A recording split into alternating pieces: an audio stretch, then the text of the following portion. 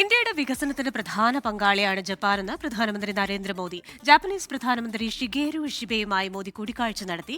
ഇന്ത്യയിലെ ജാപ്പനീസ് നിക്ഷേപം $68 billion ഉയർത്തുമെന്ന് Japan പ്രധാനമന്ത്രി പറഞ്ഞു.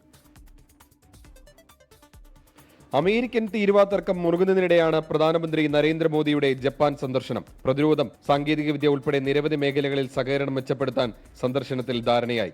ഇന്ത്യ ജപ്പാൻ പങ്കാളിത്തം പരസ്പര വിശ്വാസത്തിന്റെ പ്രതീകമായി മാറിയെന്ന് ടോക്കിയോയിൽ നടന്ന സംയുക്ത സാമ്പത്തിക ഫോറത്തെ അഭിസംബോധന ചെയ്ത് പ്രധാനമന്ത്രി പറഞ്ഞു.